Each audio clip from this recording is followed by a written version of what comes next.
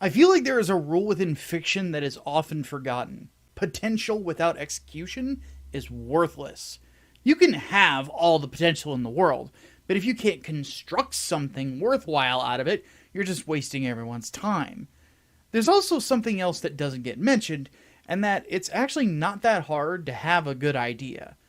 Everybody has at least one at one point in their life. There's a lot of people with good ideas. It's nothing really new, but at the same time, you start fleshing those ideas out, and you start to realize that some of them don't have legs to stand on. Especially if somebody from the outside of your idea puts it under some scrutiny, which of course is where an editor would come in. But that's a whole nother thing. I did a video short about it. Go watch that. Now, you might be asking right out of the gate, what the heck does that have to do with today's video? Well, somebody finally actually paid me to review Gundam SEED Destiny. The reason I brought that stuff up is because that's what everybody says about this series. Potential, potential, potential, potential, potential. Makes me kind of want to throw up. Yeah, there could have been a good story here, but on the flip side, I actually don't think that it was going to happen because it wasn't that well thought out. Look, there's plenty of stories I can think of that had potential to be something more than what they were, but they didn't reach that mark because of some sort of minor issue or something like that. For example, Avengers Age of Ultron falls a little bit short of where it could have been in regards to overall quality, largely because Joss Whedon decided to have an iconic villain intercut really intriguing thoughts on biblical disasters and the idea of God testing mankind and things of that nature with just generic Whedon speak. It makes about as much sense as having C.S. Lewis interject Mere Christianity with Wu-Tang Clan lyrics. If you make one minor adjustment to fix the problem, the story becomes that much more enjoyable. Now, this is not one of those cases. Look, Gundam SEED Destiny has a few good ideas, but it's rotten to the core. There's a couple of new characters that were kind of nice, and the final plan of the big bad is intriguing in some level because it's based on one of the greatest dystopian novels of all time in Brave New World by Aldous Huxley. However, everything else that surrounds those positive elements ultimately ruins everything. In a television show with 50 episodes, I can count the amount of enjoyable episodes on one hand, and even then, I have to say that there were maybe 2 of them that were enjoyable from the opening minute to the closing minute. My goal with this particular video is twofold. The first is to actually look at the positive elements of this particular show and give credit where credit is due.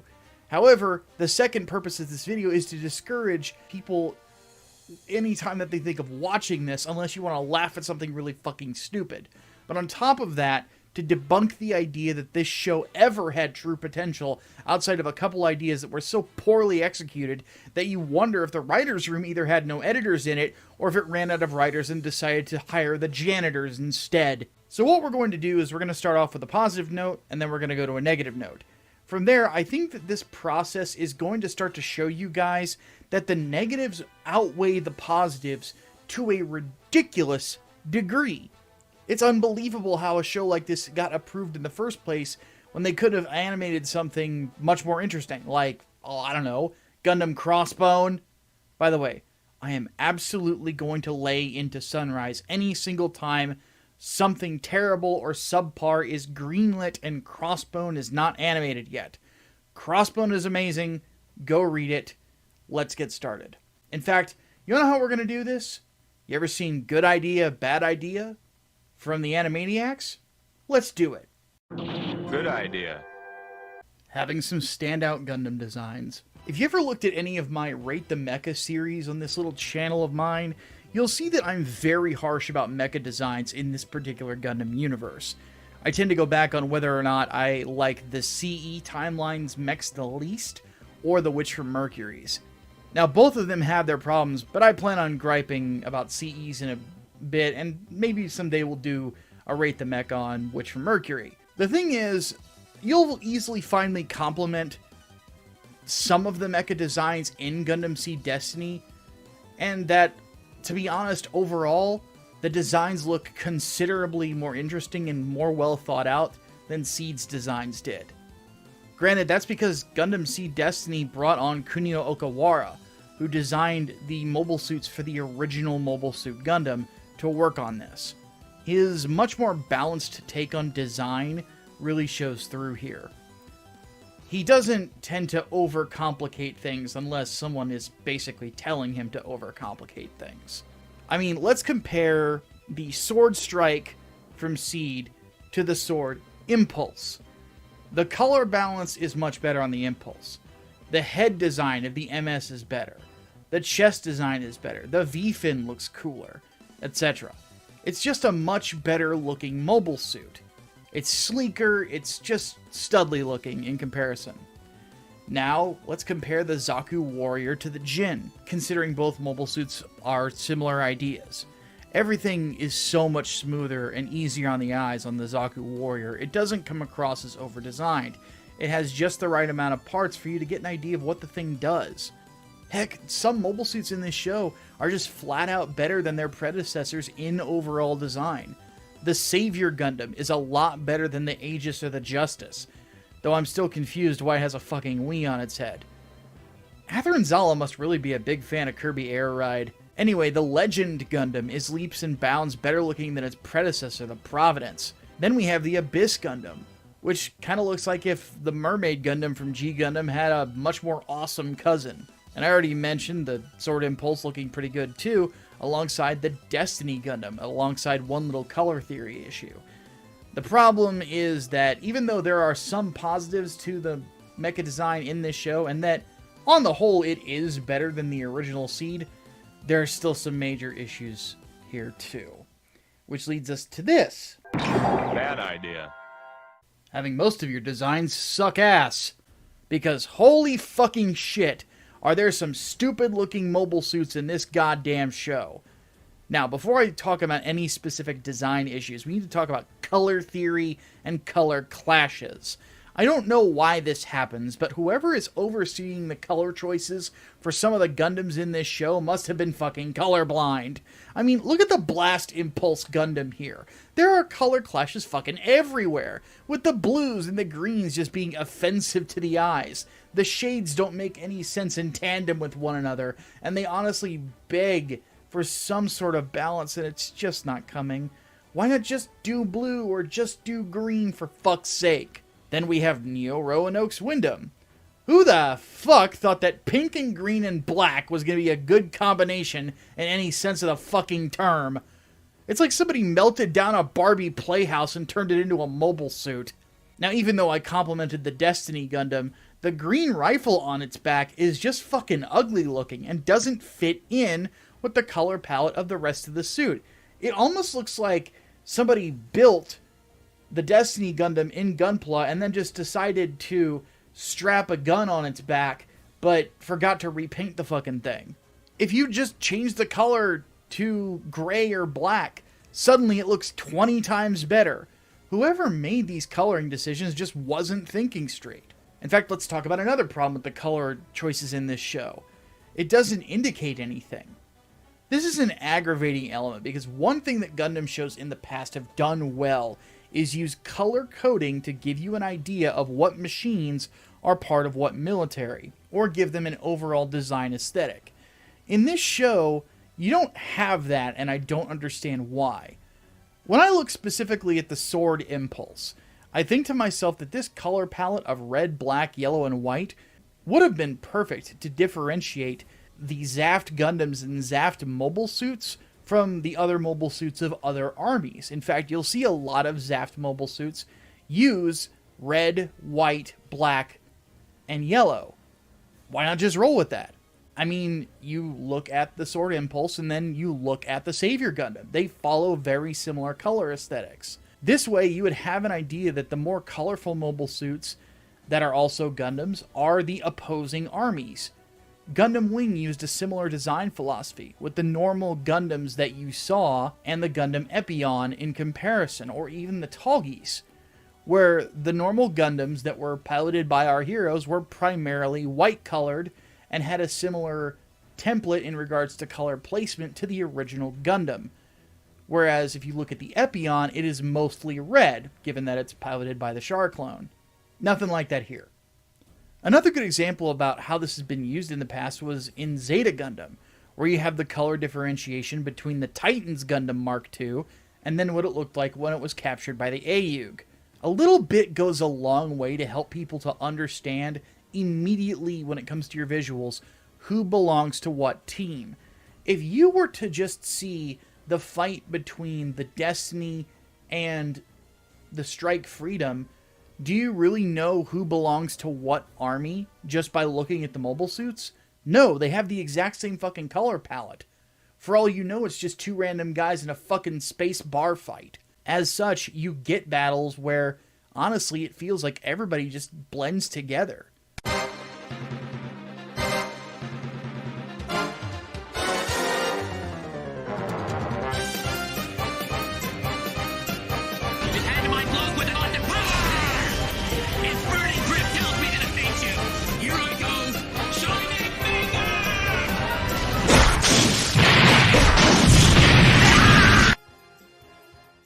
The second problem I have with the mecha design in the show is the principle of design that faded away after this show came out, and honestly the world of mecha design is much better for it.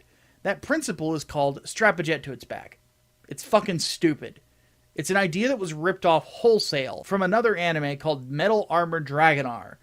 Here's the thing, the Dragonar looks stupid too. Though obviously you can say that it doesn't make sense for giant robots to even possibly exist, blah blah blah blah blah, that's fine. But I think it's even more of a stretch to think that strapping the back half of a jet to one of these fucking robots is going to make flight plausible for them. Especially considering that in the animation, there's barely ever any consideration that the way these supposed atmospheric packs are even being pointed at the time. Here's a shot of the mass-produced Gundam suits with their engines pointing down as they are flying forward with no thrust to bring them forward or upwards. Clearly, somebody did not take physics class or just doesn't understand what forward momentum is.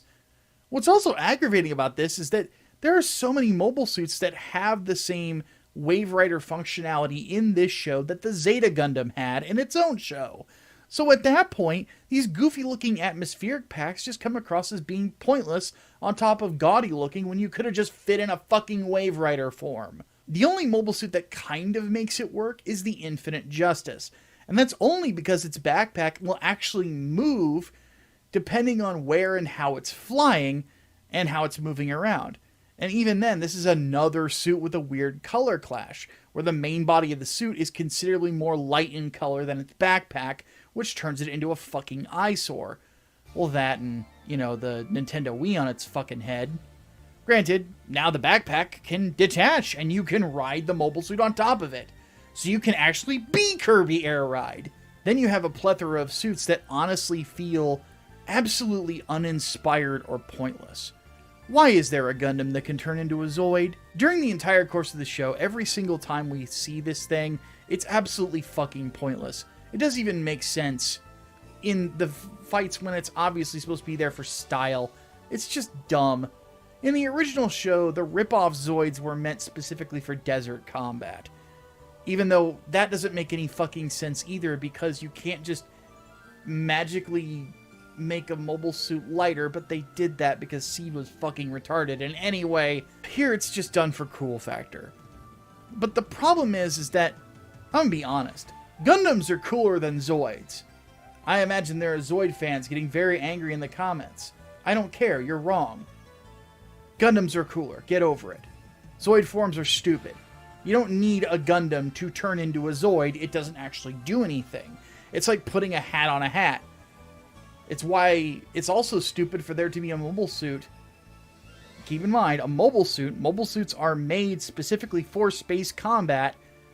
To have a form that is supposedly able to make it better in space, but it doesn't really have a reason for that. It's a mobile suit. They're primarily used for space combat, you fucking idiots.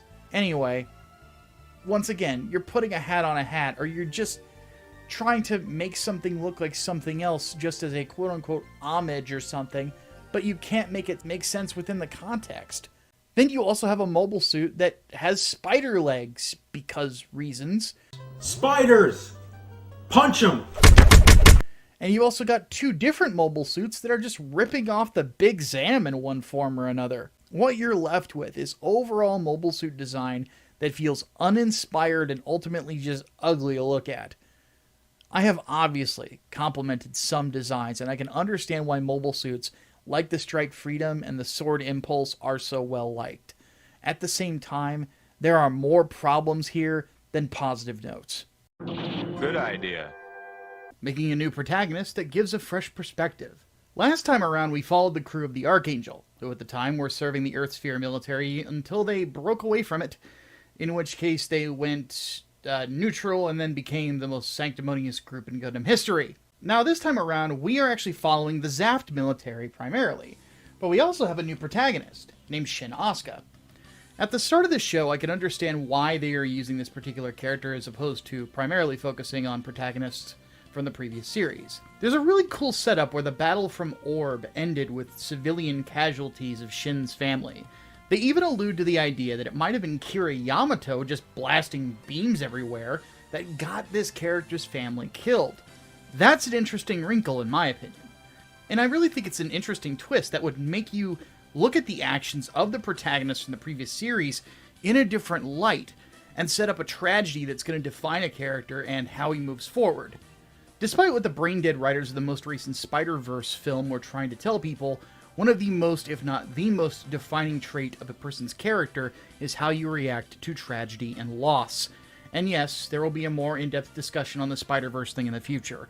Either way, with Shin being an Orb citizen at first, and then later enlisting in the Zaft military, he actually has a reason for having issues with his homeland, and with how wars have been handled by the people in them up to this point.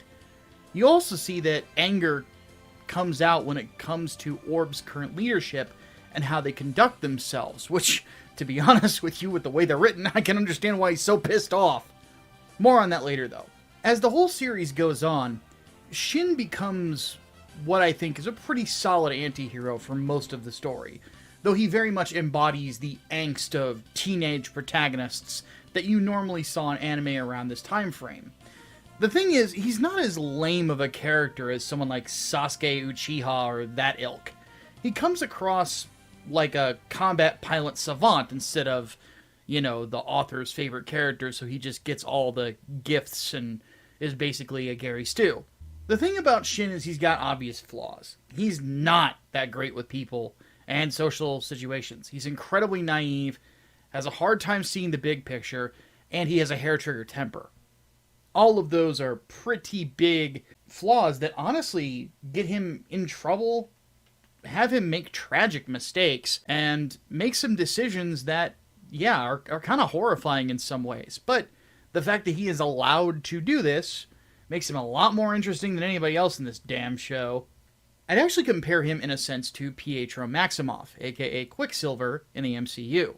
And I mean, like, Quicksilver in the MCU because that's the one that's actually more like Quicksilver is in the comics. I know some of you out there really like the X-Men movies version of Quicksilver. That's not Quicksilver, that's Wally West. That dude doesn't act like Quicksilver at all, he doesn't have the same background, yada yada yada. I mean, granted, neither does the MCU version, but rights issues, etc., etc. Overall, Joss Whedon understood who Quicksilver was better than the guy who directed the X-Men films. Anyway, that's a whole rant for a different time. Anyway, back to Age of Ultron, basically. Some of you might remember when Pietro and Wanda are talking with Ultron about having a little picture, as opposed to the big picture, that they take out to remind themselves. And then the speech about waiting days for Tony Stark to kill them when their house got bombed in a war. Shin Asuka's not that different. He doesn't give a shit about the big picture. He doesn't care about the political machinations and all that crap. All he knows are two things. One, his family was essentially turned into paint by a bunch of fools recklessly blasting beam shots everywhere. And two, that if he serves Zaft and listens to his COs, he might be able to bring an end to the war he's in and do some good while he's at it. That small picture mindset, his naive nature, the tunnel vision, all of that ultimately lead to him being in a lot of sad situations and blindly following leadership, but at the same time, he's a lot more interesting because he has a struggle and a tragedy that he has to try and overcome as he serves in this war. Shin could have been, honestly, one of the best Gundam protagonists ever, which is something that I agree with a lot of other Gundam content creators in regards to. He could have been amazing, but one thing that didn't help is the fact that everybody else around him was awful. Speaking of which, Bad idea. making nearly everyone but the protagonist absolutely suck.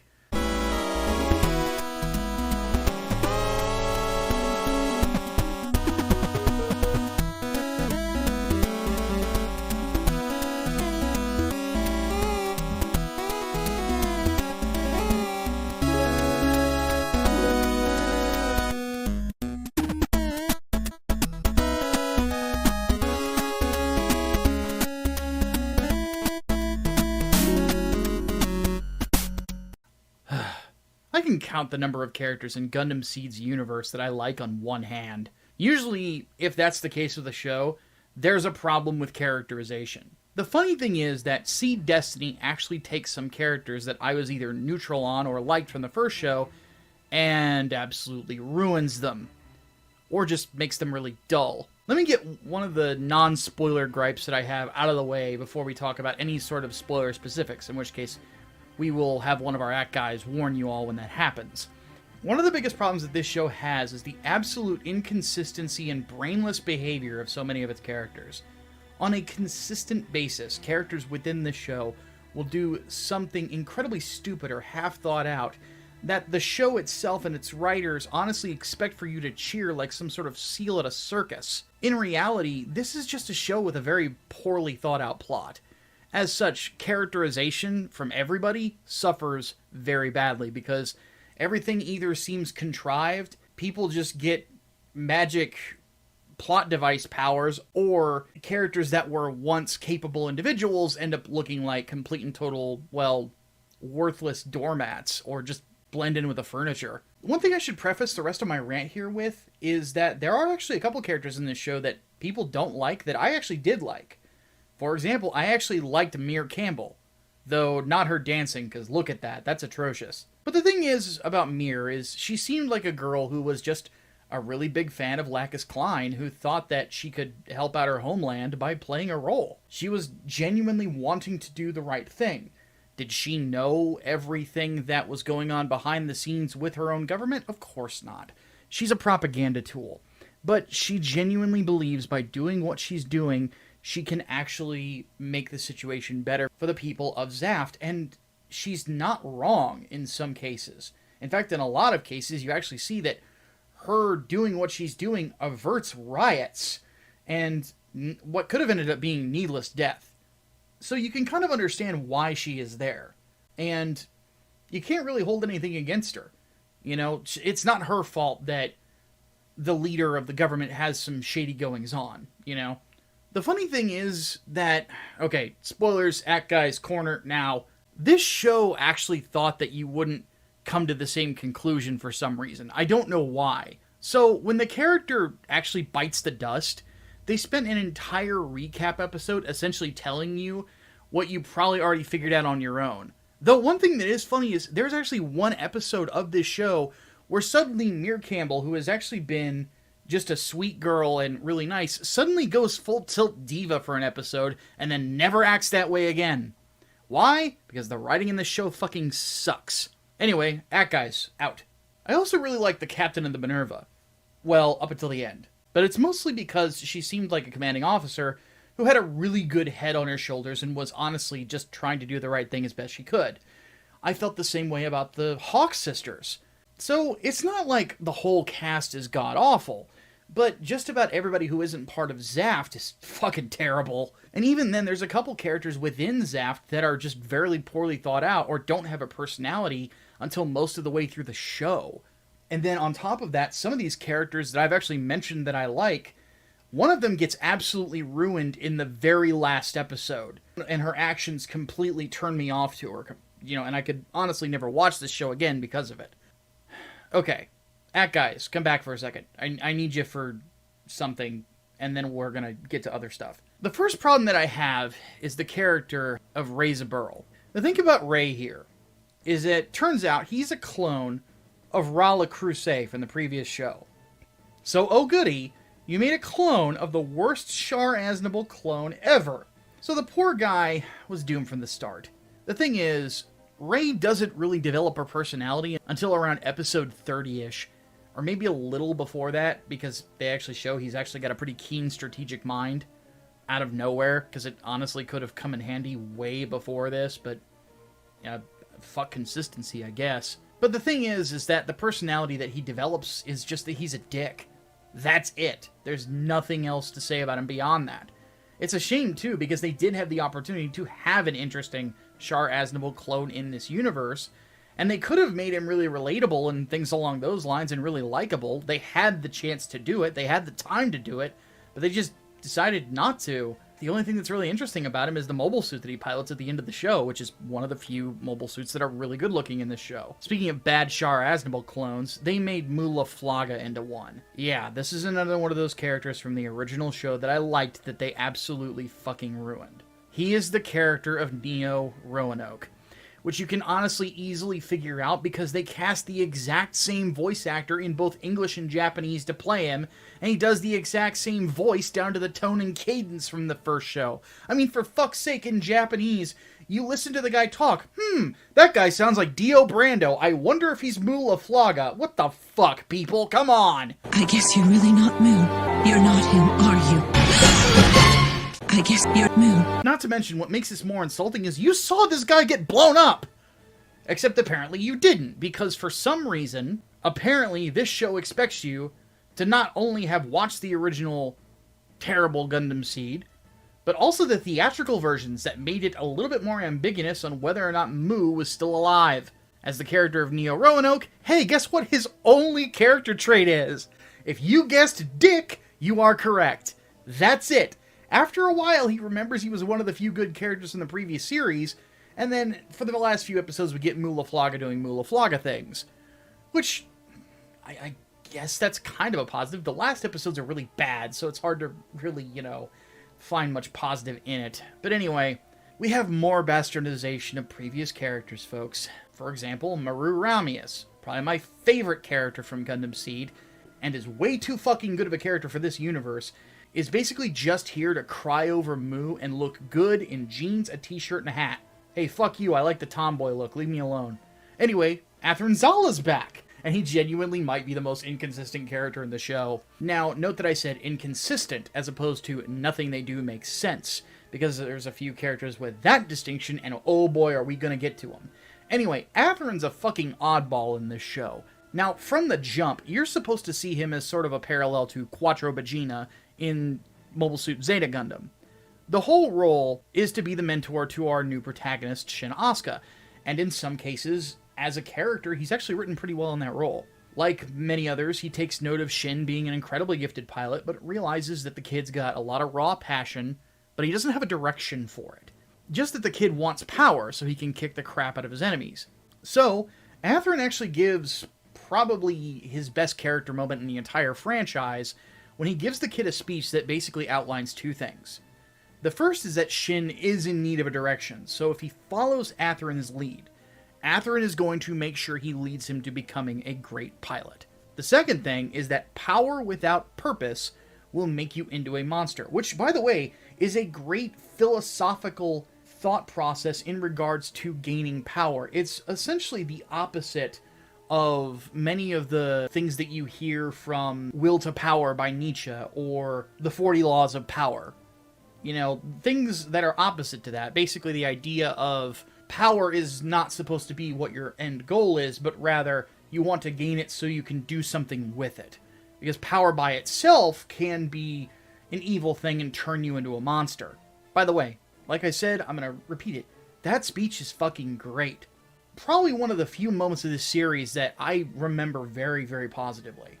Then I shit you not, a few episodes later, they ruin it. You wanna know how? Shin tells Chairman Durandal, who is the head of Zaft, that after some thinking during the course of the war, that he realizes that Athrun is right. Though he doesn't say Athrun is right, but he basically confirms that he agrees.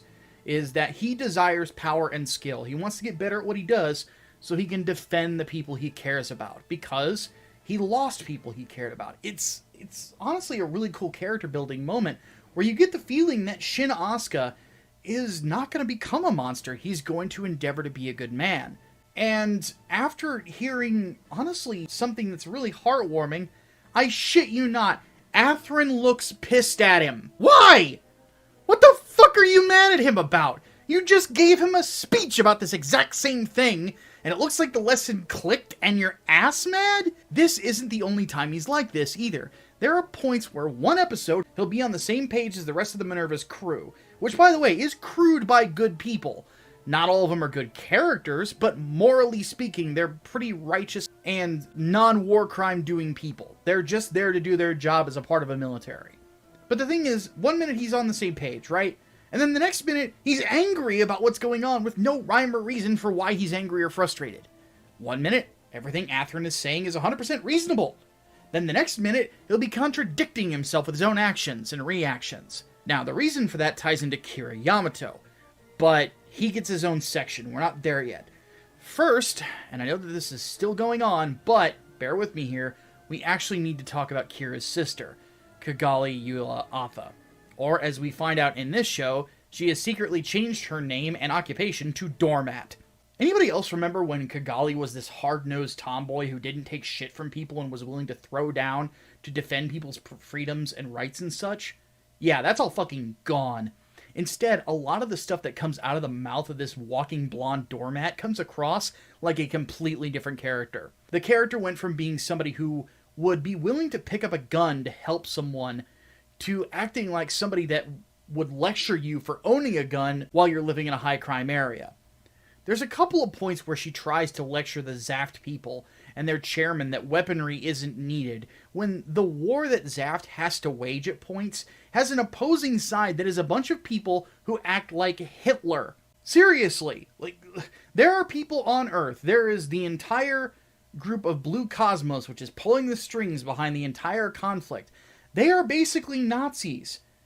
Their hatred of the people from space is worse than most Reddit users think about Jewish people. The thing is, when Kigali says things like this, when she knows about Blue Cosmos and she knows about some of these scumbags that they have to fight against, she comes across like she's completely ignoring what's going on around her.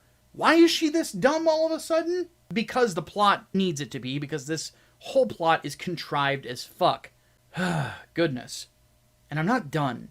After these goofy speeches, which by the way are in the first few episodes, she gets back to her home nation of Orb, and guess what? She finds out that the rest of the leadership of her country wants to ally themselves with the people who act like Hitler! Take a wild guess what her response is. In fact, let's do multiple choice. Does she A, take charge by getting into a mobile suit and rallying her troops underneath her, considering she's supposed to be the head of state? Or B, does she go, but if you picked A, you are fucking wrong. Yeah, she just sits there and goes, but, and does nothing. Rather, the one action she actually takes is one of the dumbest things that she could do. She allows herself to fall into an arranged marriage with a character that basically looks like if Garma Zabi was a date rapist. Her only reaction to any of these stupid decisions from people who are supposed to be underneath her in the chain of command is just looking shocked and stammering like a fucking moron. She literally does nothing to do anything. What's funny is that later on, she tries to get the Orb military to stand down in combat scenarios, expecting everyone to listen. Actually, wait, let's not go there yet. Speaking of which, folks, I have a bone to pick with a certain content creator that I actually like named Boofire. Boofire, if you ever watch this, you said in your review of this show that it is undeniable that it was a bad idea to pull Kigali out of Orb. Did you forget that she was literally doing nothing? That she's the head of state and literally just let people walk all over her? No, I hate to say it, but the one good thing that Kira does in this is save her from the date rapist. Okay, that's enough of between me and Boofire. I actually like the guy quite a bit. I just thought he was wrong there and felt like pointing it out. Because I'm smart.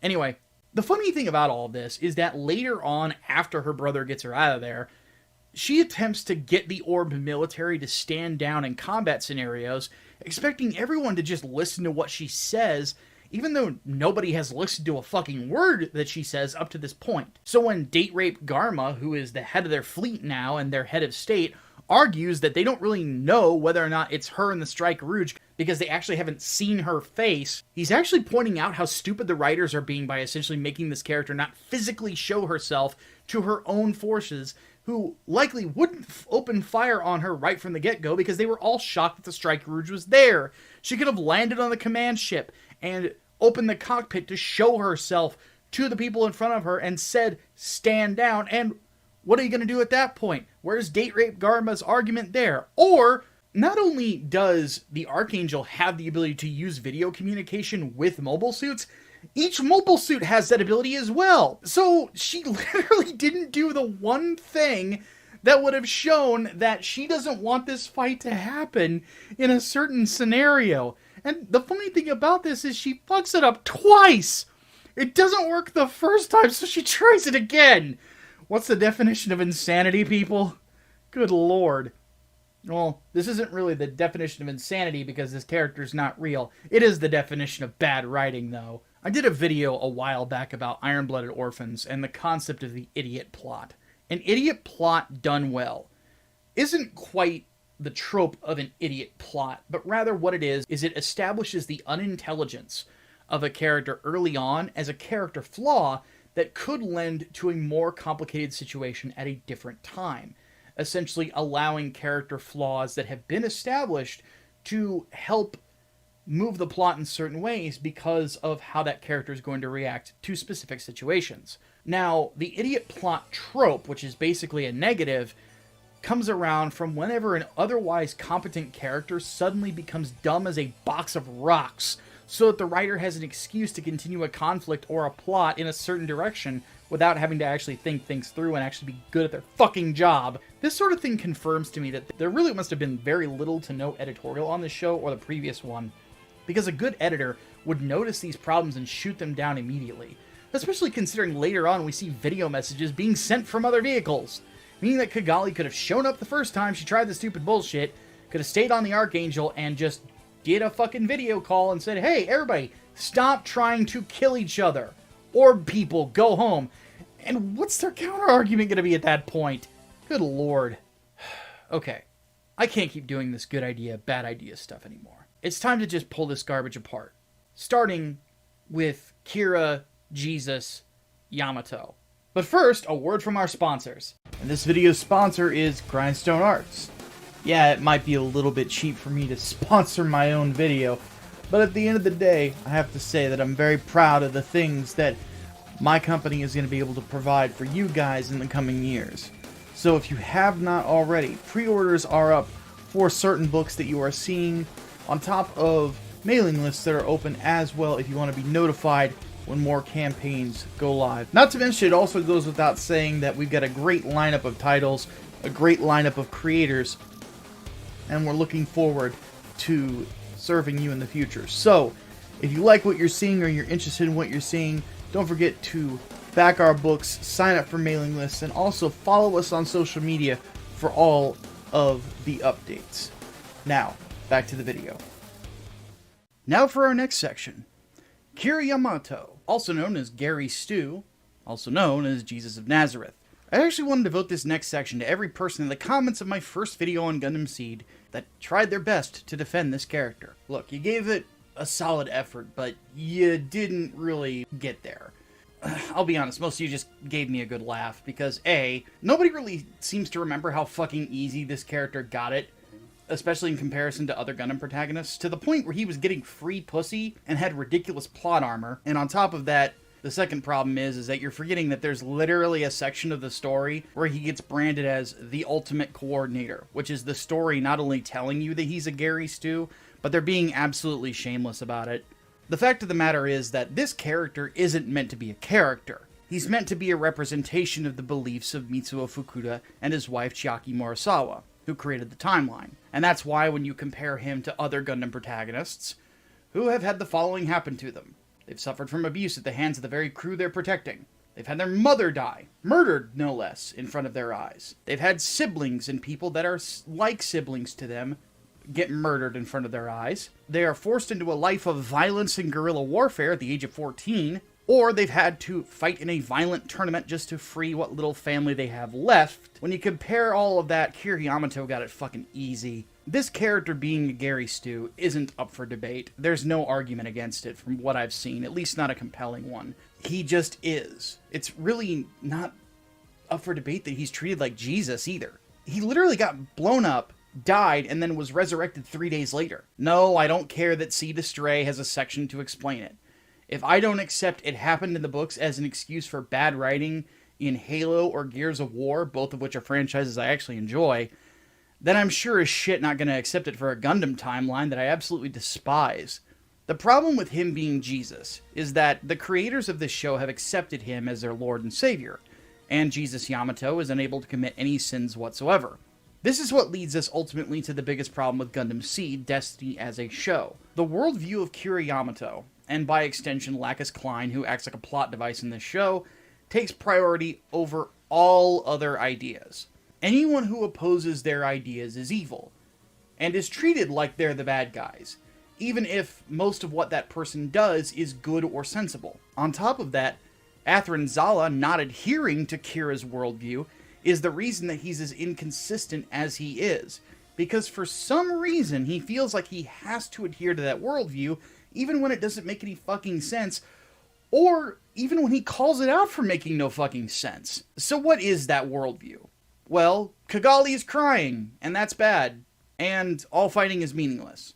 In fact, I feel like the scene in the original Seed with the original dub, which, by the way, they had to fix in the redub because it was so stupid, where he's shooting a bunch of people and screaming, "This fighting is meaningless," while solving all of his problems, shows exactly what his beliefs are. Nobody should ever fight about anything ever, except for Kira, who is allowed to fight. Oh, and you're allowed to fight if you're working with him. In fact, you can flat out kill people and he won't really call you out for it. Andrew Wattfeld does exactly that in this show. Not to mention, even if your opponents are allied with a guy who is basically Hitler in purple lipstick and is devoted to the complete and total elimination of your people, fighting is still bad, even though you're defending yourself. It's not allowed. No fighting whatsoever. Even in situations where if you don't fight, you're basically inviting in another Holocaust. I know a lot of people out there that heard that sentence and can apply that to their lives because of certain military services. And they've heard it from very stupid people, and now probably want to punch a wall. Trust me, folks. I feel your pain. I really do. Probably not to the same degree, but I feel it. Okay, back to the video. Thing is, I'm hoping that people can see why this specific way of approaching the usual Gundam message of war sucks, we shouldn't do it, is fucking stupid. Gundam as a franchise treated war like tragedy, and something we obviously should want to avoid, but sometimes when push comes to shove and shit hits the fan, somebody's gonna have to get in a giant robot and go kick somebody's ass. There's no way you could have talked the Titans down, for example. Now, we should obviously desire peace and understand as adults that our decisions may end up being something that our kids have to clean up, and it's not fair. So we should work to communicate so we can live in harmony with our fellow man. But it's obviously not plausible when you have somebody out there who wants you and everyone like you dead simply because you exist differently than they do, and they're led by people like Giran Zabi, or in this case of this show, Lipstick Hitler, the leader of Blue Cosmos. This is ultimately why Kira Yamato honestly feels like he should have never been a factor in this show in the first place. He kind of feels shoehorned in. Every single time that he inserts himself into a situation, he makes things worse, and the plot gets worse because of his inclusion. At one point, the Minerva is set to face off against Orb forces that have allied themselves with Lipstick Hitler. Then, suddenly, as they're about to start the battle, their Lohengrin beam weapon is shot by Kira in the Freedom, destroying it. Then, Kigali's actual failure that I mentioned earlier happens. After that, Kira's actions actually result in 11 people losing their lives, either directly or indirectly. One of them being a pilot on the Minerva named Heine Weisenflaus. I know it's not how you pronounce his name, but it kind of sounds like Heine, so I'm going to call him that. Where Kira foolishly thinks that he disarmed a mobile suit that, by the way, he's fought a similar type before, and he would know that cutting off its front paws didn't actually disarm it, and it leads to that character's death. He is directly responsible for that. What makes this whole thing worse is twofold. First, Kira is 100% aware that the Orb forces are allied with Lipstick Hitler and Blue Cosmos. His sister fucking told him that. I mean, for God's sake, he saved her from the very people who wanted to ally themselves with Lipstick Hitler and Blue Cosmos, which is the one sensible thing he does in this whole conflict. And the other sensible thing he does is actually tell Kigali, you were fucking worthless. This was going to happen because you weren't standing up to them. And he was right. The one time he was right. But regardless, he forces his fire on Zaft forces anyway, even though the Zaft forces are outnumbered and outgunned. Second, he's blatantly hailed by his best friend, Athrun Zala, to try to talk to him and fill him in on the situation, and he blatantly ignores the hails. Now, I know the immediate counterstatement to this is Kira's not happy that Zaft's leader tried to have Ruckus assassinated to protect his new Ruckus Klein, who we know as Mir Campbell, and the propaganda campaign that basically kept his people from rioting. I understand that. Completely. But at the same time, when your closest friend is hailing you over the comms to let you know he's on the battlefield, and that there's more going on in the situation, and you're ignoring him leads to more deaths, that blood's on your hands, because you didn't do everything that you could to have communication, which is something he badgers on about, and then on top of that, leads to people's deaths. The fact that Kira Yamato is treated like the Messiah who does nothing wrong, but is constantly doing things that never help the situation just shows how poorly written he is. Heck, this isn't the most egregious thing he's ever done, though it's close. The worst one means we have to talk about Stella. Okay, one concept that gets brought back from SEED is the extended. You know, the experiments from the original series that piloted the blatantly bad guy Gundams from Blue Cosmos. You know, the one that looked like a Blastoise, the one that had a butthole for a mouth, and then the one that was a really bad Death Scythe ripoff. Yeah, well, that concept is back with 3 new characters, one of whom is named Stella. Now, her and Shin start a thing that's supposed to be reflective of 4 Murasame and Camille Bidan and Zeta Gundam, but not nearly as good. That's a whole nother thing at this point, and I honestly don't want to talk about it. We've been going almost an hour, and we need to start wrapping things up. But at one point, she gets captured by Zaft, but they find out that she really can't live outside of the Earth military's care because of all the drugs and shit they've got in her to control her. So, Shin's left with the shitty decision of either give her back to the Earth forces that turned her into a living weapon, but she gets to live, or let Zaft keep her, where she's eventually going to die and just get dissected. He's really caught between a rock and a hard place. Again, one of the few moments of this show where it actually gets interesting. Well, Shin's naivete and emotional nature leads him to give Stella back to Neo Roanoke, but he begs Roanoke to promise not to involve her in future conflict. Roanoke agrees, but little does Shin know that Roanoke is a dick and had his fingers crossed. He then puts her in a Gundam ripoff of the Psycho Gundam and the Big Zam at the same time, called the Destroy Gundam. Wow, inventive nickname. I wonder what this thing does. Does it A, make saltwater taffy, or B, does it destroy things? There's a 50-50 chance we'll get it right, kids. So the Destroy Gundam gets unleashed, and it starts genociding people left and right on top of killing a bunch of military forces. The Minerva is dispatched to try and stop it, and the Archangel goes and tries to, quote-unquote, help. Except they, of course, don't actually try and help. They don't try to coordinate with Athrun's forces, because at this point they know he is on that ship, and they don't try to communicate to find out what's going on. Kira just starts blasting. By the way, Mr. You Shouldn't Kill People actually takes blatant shots at the mobile suit's cut-open cockpit. He knows there's a person in there. And he tries to just flat out kill her, Mr. No-Kill, fucking asshole. And it causes shrapnel to hit Stella that likely would have killed her even if Shin did manage to successfully talk her down. Which, by the way, Shin actually does! He manages to get her to stop. Shin tells Kira to back off. And what he does, in talking her down, is obviously working. There's a moment when you realize that Shin might be able to do what Kira always says people should do. Solve things without violence. But Kira doesn't listen to Shin, and instead comes closer to the mobile suit that was destroying everything. There's that name again. And by doing so, he makes Stella feel threatened because, lo and behold, Kira just tried to kill her. He then proceeds to, well, get done what he wanted to do and kill Stella, adding another death that could have been avoided. It's at this point that Shin understandably wants revenge, and lo and behold, he and Mr. Bad Sharclone actually figure out that Kira never aims for the cockpit and strategize a way to where Shin flat out fucking beats him.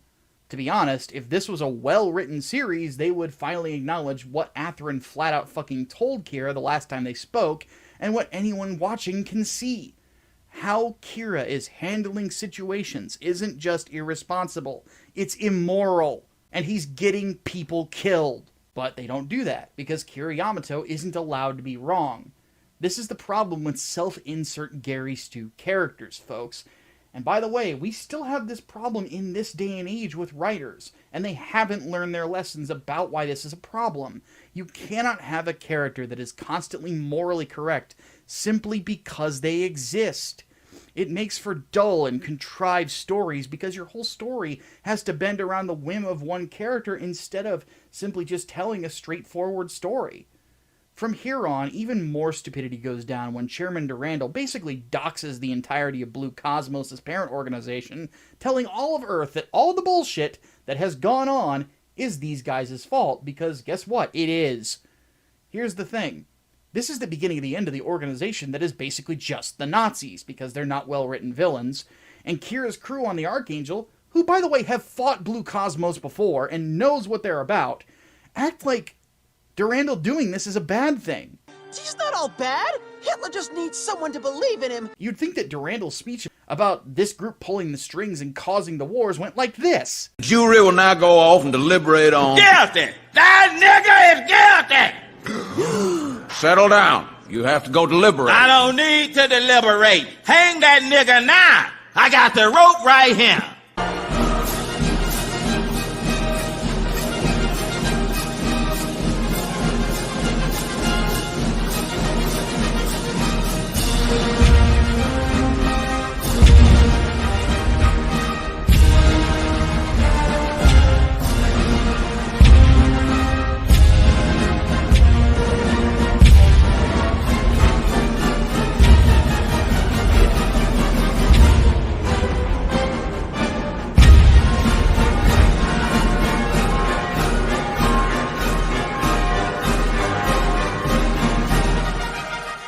What I find endlessly frustrating about all of this is that at this point, I really feel like there could have been something interesting that happened where there's a realization that the crew of the Minerva are just a bunch of regular soldiers trying to do the right thing, and that instead of trying to fight them, the Archangel should try and see if they can ally themselves with them, get them out of the Zaft forces, and fight against the people that are actually causing problems and create real solutions. But nope, never happens. Which brings us to the final section of this video. This conflict is horribly written. Look, I could honestly keep bagging on about this series' problems. There's a lot of things that I still haven't even touched. I haven't touched the fact that Shin Asuka is much more interesting character than Kira Yamato, but the fact that he gets done dirty at the end of the show, or a lot of other things. But man, it is rough, but we just need to talk about the conflict that everything's based on, because the fact that it's so poorly written is why the show honestly sucks. It's the main reason, at least in my opinion. The first issue that comes around with it is that the sides aren't really well thought out. The second issue is that the solutions and the things that move the plot forward are just ridiculously contrived. Let's talk about Zaft. Zaft as a group of people known as coordinators are the underdogs in this story as they are presented. Now maybe the writers didn't realize that, but anybody who watches it can see that. Throughout the entire plot, up until the very last few episodes, they are the victims in just about any scenario you can dream up. Not to mention, they actually go out of their way to try to save lives. And in a situation that started the entire conflict, they go out of their way to try and save the very Earth that is full of people that are going to try and kill them for the rest of the show. This whole thing kicks off when a bunch of people who are loyalists to Athrun Zala's dead father try to colony drop the Earth. The thing is, colonies are much larger in this universe than in any other Gundam universe, so one of this magnitude could destroy the entire planet. Zaft goes out of their way to try and stop what's going on, even fighting off Blue Cosmos at the same time that they're fighting off these crazy loyalists. Their actions end up actually saving millions upon millions of lives, even though chunks of the colony still do considerable damage to the Earth. When they get unfairly blamed for what happened, Chairman Durandal does everything he can to avoid a war, and then the Earth starts one anyway. The one thing that the chairman does that comes across as evil to any normal person with some sense, is trying to assassinate Ruckus to preserve his own propaganda campaign. By the way, I'm not going to sit here and try to convince you that what he did wasn't evil, because it was very evil. At the same time, it's a pragmatic evil that can be understood, because if he didn't have the propaganda campaign that Mir Campbell is involved in, he wouldn't be able to unify his people to basically stop them from getting genocided. There'd be no ability for them to defend themselves because they would be too busy fighting each other. The problem is that the writers pretend that this is a war that Zaft always wanted, but there's nothing to really suggest that. In fact, the actions of Zaft show the exact opposite of that they don't want this. As for the chairman himself, to be honest with you, he's a really good character. A lot of that has to do with the fact that he really does want to lead his people to a peaceful place. Now, what we learn later on, much later on, and it kind of comes out of nowhere, is that peaceful place is essentially a parallel to the famous dystopian novel Brave New World, written by the legendary Aldous Huxley. The Destiny Plan is where the show gets its name, and it's obviously a terrible idea because, it's taken from dystopian fiction. It's not an instruction manual, folks. Either that or 1984. Please stop that.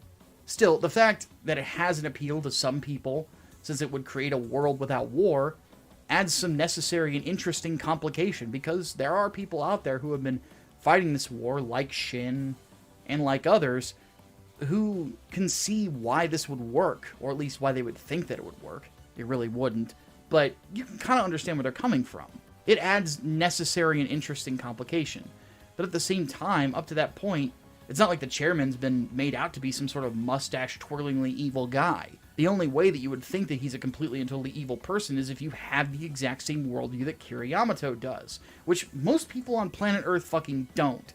It's a worldview that makes no fucking sense. So if there's no proper setup to this particular Destiny plan, and you find out at the very end that this particular guy has not only one but 2 Death Star parallels at his disposal for just such an occasion, you'd be right if you were to say all of this seems really contrived, that he wants to go from Zero to Palpatine. But that's what happens, because the setup for him wanting to turn the universe into something in a Brave New World literally comes out of nowhere. There's no setup for it. They should have been setting it up from about the halfway point. That leads us to the second major problem, like I mentioned, and there's too many contrivances. Do you want to know how we find out about the Destiny Plan? Well, I'll tell you. Ruckus sends out a scout from her carrier ship that just so happens to find the one diary that was abandoned by Durandal at a military base that they had to leave that explains all of his evil plans. Okay, I'm being a little facetious there. It doesn't do all that. But it does a lot of things, and it mentions the Destiny Plan. And somehow, we don't find out how, Ruckus is able to deduce exactly what he wants to do based on one document. That's it. How the fuck did that happen? That one instance is one of several moments within this story where everything is absolutely contrived to try to drag on a conflict or move it in a certain direction rather than it being well thought out. It's why so many characters act like idiots. It's why so many characters get bastardized. It's why some of them get turned into fucking doormats. And that's the biggest sin of the series. This is why all the potential in the world doesn't fucking matter. Because the execution of this turned it into quite possibly, if not one of the worst mecha anime ever. It's easily the worst real robot series I've ever seen. What I find even more insulting is how it went on and did everything it could to try to remove any interesting complications. Anything that would have made it on par with another Gundam show. The very first episode alludes to the idea that the deaths of Shin's family might have been Kira's fault, and then they cut that out. They hint more than once at the idea of challenging Kira's worldview and holding him responsible for the stupid things he does, but they never fucking do it. Instead, they go to the opposite route, removing the implication that Kira might have been responsible from later episodes. I want to close this out by talking about the very last episode. And one particular event in that very last episode that honestly sums up how bad this show is. The series makes no sense. And the least sensical thing that happens in this particular episode is we see the captain of the Minerva abandon her fucking child to die alongside Durandal, who she had broken up with ages ago and wasn't happy with, for reasons that we don't understand. They turn a dutiful character, who was probably one of the few enjoyable characters in this show, into somebody that would willingly let their child become an orphan just so that they could die along with their ex for no goddamn reason. It doesn't make any sense. None of it makes any sense. I've heard stories about the writers suffering from a really bad illness that caused a lot of problems with the writing and production. But to be honest with you, that wasn't the only problem here. It's not like Sunrise doesn't have more writers. And it's not like they don't have editors. And competent writers and competent editors would have been able to fix these problems. But they really just did not take the time to properly put the story against any sort of scrutiny. As such, like the original Gundam SEED Destiny comes across like a product of its time, where anime as a medium was honestly at one of its lowest points in history, in regards to just creativity and quality of storytelling. At the same time, being an experienced writer and editor myself, one thing I do realize is that this is a series that I might actually show people that I mentor in the future, so that they understand what not to do. I guess it's that it can be used in an educational manner. Granted, I don't think that that's a very good legacy to leave behind if all you have is a good example of what not to do. I can kind of understand why the screenwriter decided to retire after this show to become a housewife. I don't blame her whatsoever. Having to deal with all of this crap with an illness couldn't have been easy. Not to mention, to end this on a high note, her and her husband, who made this show, did get a lot of really good years together, and they had a couple of kids that they got to raise happily. So, that's a positive thing, and I hope that since her passing that she's been resting in peace. Because, sadly, she departed her family way too soon. She was only in her 50s. So, since the upcoming Seed movie is apparently the last thing she ever wrote, I honestly do hope that it gives the franchise a positive farewell, as opposed to what we've gotten so far. Fingers crossed. If you enjoyed this video, don't forget to go ahead and like, share, and subscribe. And if you want to support us monetarily and see reviews like this early, please consider becoming a patron. You can head over to Patreon or Subscribestar. There are several tiers that are available to you that help us out on a month-to-month basis.